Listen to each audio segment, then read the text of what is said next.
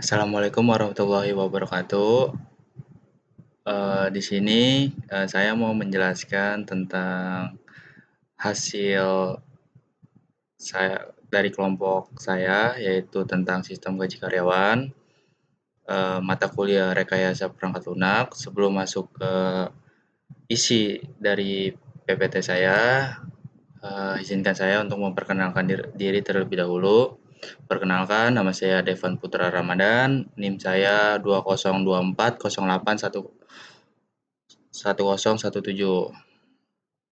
Baik, langsung aja kita masuk ke soal yang pertama yang Bapak kasih, yang dari soal sebelumnya, yaitu tentang menjelaskan perbedaan metode waterfall, sistem prototyping, dan agile development dari sisi tahapan, kapan dipakai, dan fleksibilitas.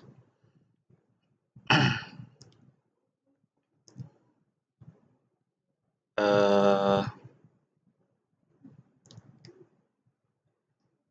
Baik, pertama-tama itu ada yang namanya tahapan. Di sini di tahapan ini ada analisis kebutuhan, desain sistem, implementasi, pengujian, pemeliharaan. Nah, metode ini saya sebut ini metode yang cocok digunakan ketika kebutuhan sistem yang sudah jelas dari awal. Misalnya nih, untuk sistem yang formal, terstruktur seperti sistem penggajian ini, keuntungan dari metode ini adalah hasil akhirnya biasanya yang stabil dan dokumentasinya itu lengkap untuk si waterfall ini. Namun si waterfall ini memiliki kekurangan, yaitu yang pertama itu kurang fleksibel. Kalau ada perubahan di tengah jalan biasanya sulit dilakukan karena tahapan sebelumnya sudah terkunci. Jadi kalau ada kesalahan di awal, efeknya bisa berdampak sampai ke tahap akhir. Nah, ini udah dijelaskan. Lanjut ke metode sistem prototyping. Di sini ada tahapan kapan saya jelaskan terlebih dahulu. Eh, Metode ini adalah bisa disebut tampilan awal sistem yang bisa diuji dan direvisi sebelum dibuat versi finalnya. Yang bisa kita baca yaitu identifikasi kebutuhan awal buat prototipe, cepat uji, dan revisi implementasi final. Nah, saya mau menjelaskan eh,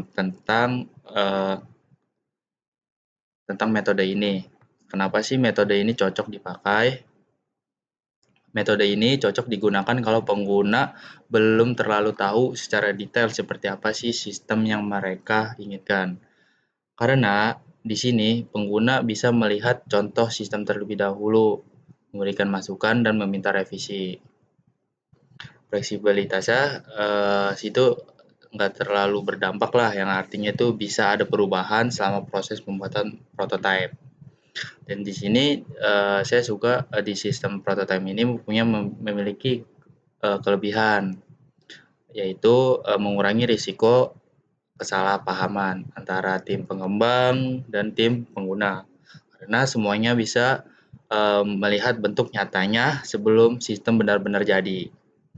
Seperti itu.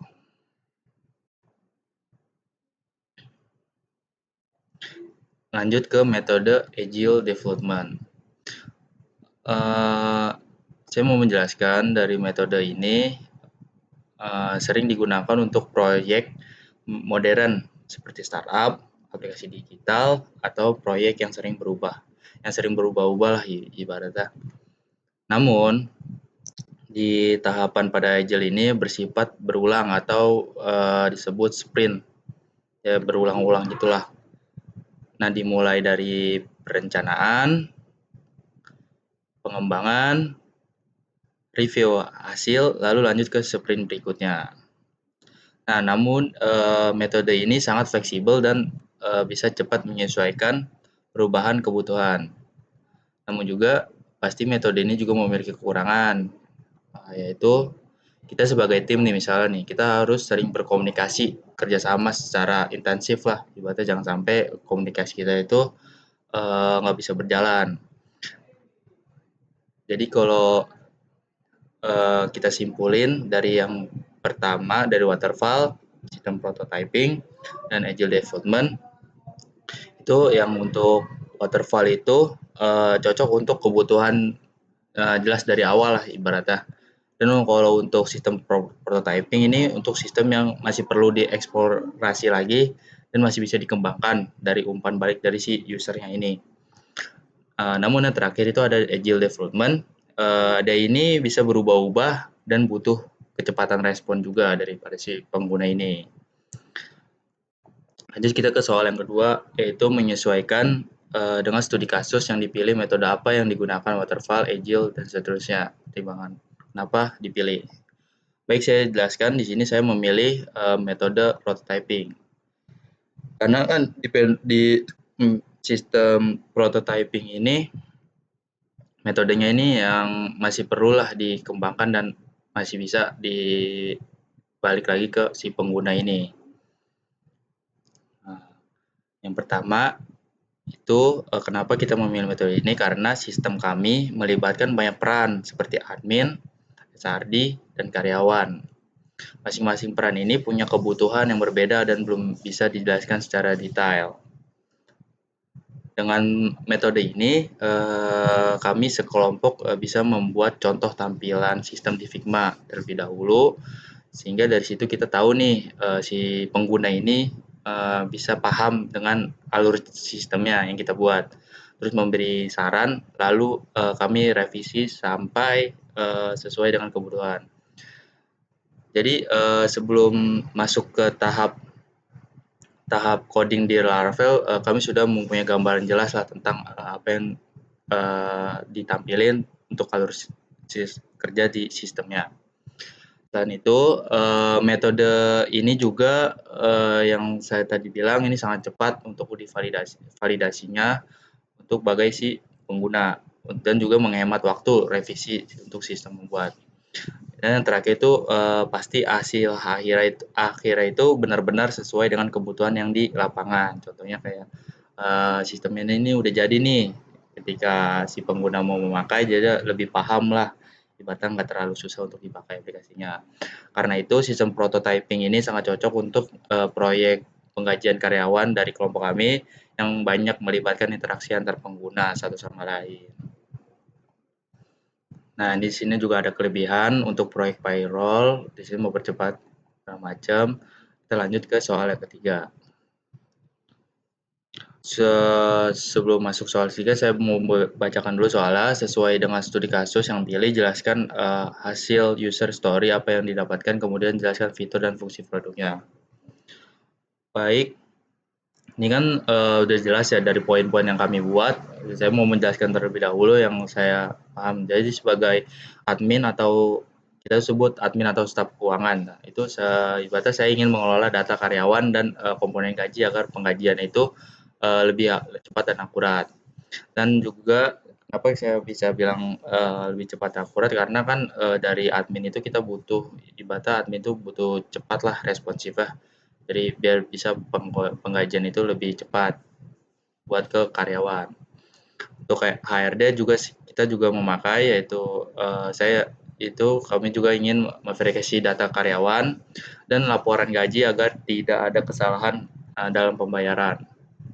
Yang terakhir itu ada karyawan dan juga di karyawan ini si karyawan ini bisa melihat slip gaji dia dan riwayat pembayaran apa aja yang berarti kita tuh lebih transparan lah di aplikasi ini. Seperti itu. Lanjut ke fitur dan fungsi produknya. Jadi fitur fungsi produknya ini sudah jelas apa yang sudah saya jelaskan, itu ada login dan hak akses, manajemen data, karyawan segala macam. Di sini saya mau menjelaskan terlebih dahulu. Untuk login dan akses itu setiap pengguna punya akses nih yang berbeda. Kan saya tadi ada 3 kan, ada admin, HRD, dan karyawan. Itu yang bisa mengakses fitur sesuai perannya aja. Misalnya admin untuk mengedit data gaji dan karyawan untuk melihat gajinya doang, dan HRD yang bisa kita tahu HRD itu cuma verifikasi dan juga dia bisa berguna lah, bisa ngelihat data gaji juga. Dan yang kedua itu ada manajemen data karyawan. Di sini kami memakai CRUD data karyawan untuk tambah ubah yang seperti data basic segalanya lah. Ibaratnya admin ini bisa menambah, mengubah dan menghapus data karyawan termasuk status aktif atau tidaknya.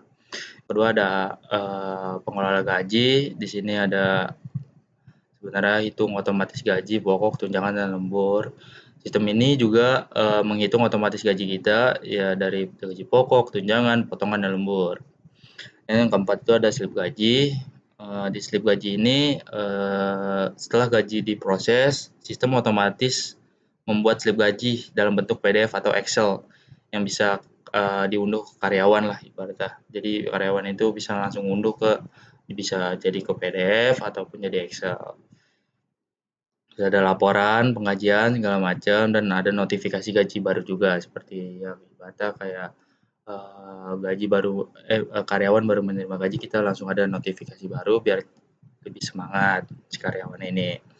Nah, fitur ini memang sengaja kita buat itu agar lebih cepat, akurat, dan transparan. Jadi si karyawan ini nggak perlu lagi tuh kayak belajar lagi tentang fitur kita.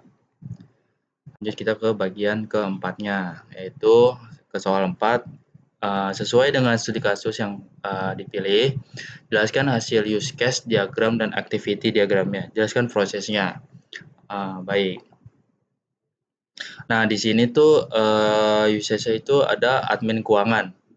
Nah, di admin keuangan ini itu bertanggung jawab penuh atas penggajiannya ini dari si karyawan atau ke HRD atau ke semuanya. Admin ini login ke sistem, menambah dan memperbarui data karyawan, menghitung gaji juga sebagai admin, dan juga membuat slip gaji dan mencetak laporan. Itu tugasnya sebagai admin. Banyak dan segalanya. Lanjut ke HRD. Nih kita lanjut ke HRD. Di HRD ini seperti biasa dia tuh memverifikasi data karyawan dan data penggajian yang dimasukkan admin. HRD juga bisa melihat laporan penggajian agar tidak ada kesalahan. Dia juga bisa melihat nih laporan dari ke si admin keuangan biar tidak terjadi kesalahan lah ibaratnya kita saling komunikasi seperti itu. Nah, lanjut ke karyawan. Sebenarnya karyawan ini cukup mudah dan cukup simpel karena kan dia itu cuma butuh login ke sistem, melihat slip gaji dan mengunduh slip tersebut. Mereka juga bisa melihat riwayat gaji dia nih setiap bulannya. Nah, seperti itu penjelasan dari use case diagram kami yang kami buat nih, kami rancang. Nah, di sini udah ada jelasan ya cukup jelas yang tadi saya jelaskan. Bertanggung jawab, mengelola proses segala macam, bla bla bla, memverifikasi karyawan dan data. Jadi sudah jelas lah ibaratnya kita juga lanjut ke activity diagram.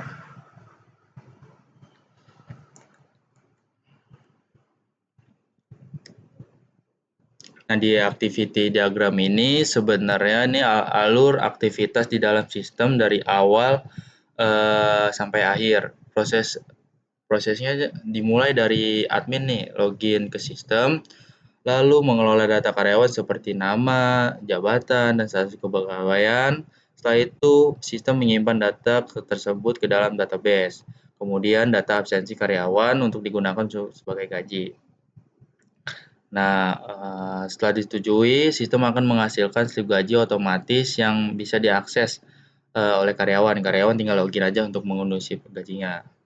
Selain itu, semua data itu semua tersimpan jadi laporan dan keperluan audit si audit ini di kemudian hari. Nah, baik, ini udah jelas ya penjelasan dari activity diagraman. Diagram sistem gaji menggambarkan alur admin login ke sistem. Setelah login, admin dapat menambah, memperbarui data karyawan yang mencakup identitas, jabatan, status kepegawaian, sistem, kemudian menyimpan data tersebut ke dalam database. Setiap karyawan juga memiliki absensi, yaitu kita tuh punya absensi lah setiap karyawan untuk digunakan sebagai dasar perhitungan gaji. Jadi setiap karyawan tuh ketika dia tidak masuk itu gaji dia berkurang dan itu udah ibaratnya ya samalah. Namun juga si admin juga memproses perhitungan gaji dengan memperhitungkan absensi. Jadi itu yang memproses gaji yang dia tidak masuk si karyawan ini itu adalah si admin. Nah, atau si bagian keuangannya. Setelah disetujui, sistem otomatis menghasilkan slip gaji yang dapat diakses diunduh karyawan serta menyimpan seluruh riwayat penggajian keperluan laporan si audit untuk ke kemudian harinya. Baik untuk penjelasan kesimpulan yang dari awal hingga akhir dapat saya simpulkan yaitu sistem gaji karyawan kami bertujuan untuk mempermudah dan mempercepat proses penggajian di perusahaan. Dengan metode ini saya memilih kan yang pertama itu sistem prototyping. Saya memilih sistem prototyping ini, pengguna ini bisa lebih mudah ya, memberikan masukan sebelum sistem jadi. Hasil akhirnya lebih sesuai dengan kebutuhan nyata, mengurangi kesalahan saat implementasi. Sistem ini juga meningkatkan transparansi, efisiensi, supaya karyawan ini kita tahu nih gaji dia berapa dan segala macam, ibarat kita transparansi. Nah, karena karyawan bisa melihat langsung setiap gaji dia secara digital tanpa harus menunggu dokumen fisiknya. Jadi seperti itu penjelasan dari saya, kurang lebihnya mohon maaf. Terima kasih yang sudah menonton. Bye bye.